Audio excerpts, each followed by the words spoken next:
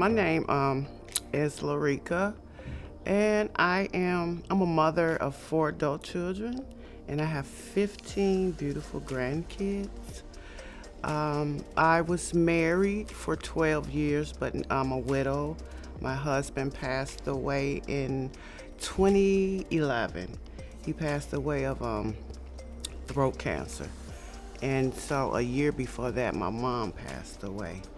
So I've been just going through life single. I love music.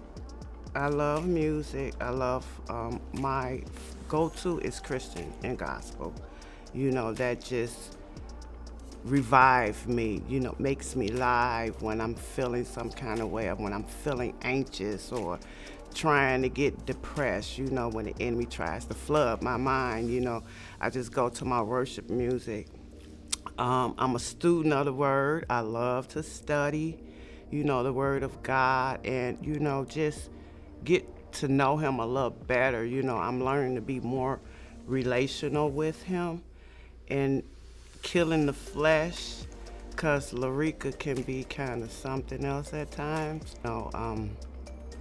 Growing up, I didn't grow up in a really good environment.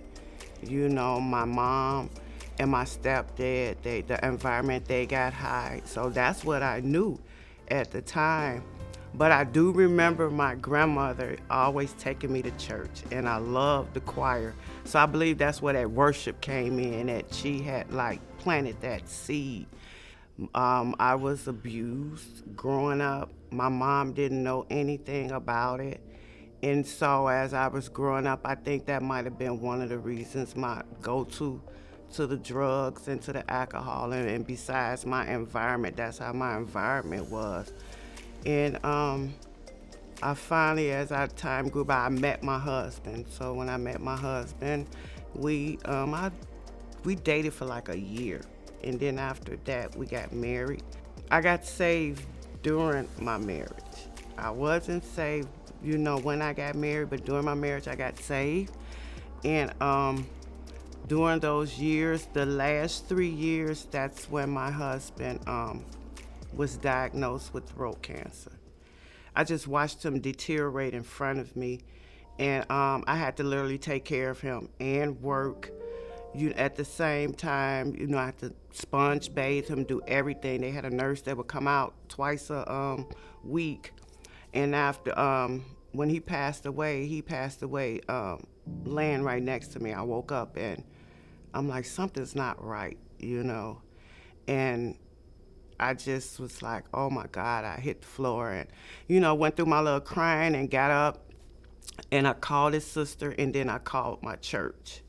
And they had people out there so fast and, they really helped support me. In 2021, I had a mini stroke where it blinded me in my left eye, and I was temporarily paralyzed on my left side. So now I still don't have vision, and I have nerve damage on the left side, and that was due to not taking the medication that was prescribed to me, and also doing the drugs and the drinking. And so I ended up moving with my oldest daughter, and I was still drinking, half taking my medication at this point, So just seeing what was going on in her life, with her husband, and the step kids she had and my grandkids, seeing, the treatment and looking at her pain that she was hiding. And so I just kept drinking and self-medicate, and I just couldn't do it. Got to the point where I was getting depressed. That's when I decided I said I need to try to find some help. And so I Googled Lifespring, and so I called them, and so I had to call like for about a week straight, check in every morning. So I did that, and I think I want to say going on the second week, somebody contacted me. I end up coming out here on the metro from Chicago. I was very determined because I Googled how to get out here and walked from the, no, I didn't walk from the transportation. I caught the bus here and it let me off right there on the corner. And I came in and I had the interview and they said they thought that I would be a perfect fit for the program. And so maybe that following week I end up moving in. So I've been here for like a year. It's been like a year, and I think this is one of the best things that I could have ever did. You know, a lot of times I think about who did I do it for, and I used to say, you know, I'm doing it for me. But now that I'm growing, I'm actually the first person that I'm doing it for is for God. You know, and then me, because now this is like, okay, I said I wasn't gonna cry. I said that this is gonna be my lifestyle, and that everything that I do, He has to get the glory out of it. You know, I know what He has planned for me. You know, I see things, the visions.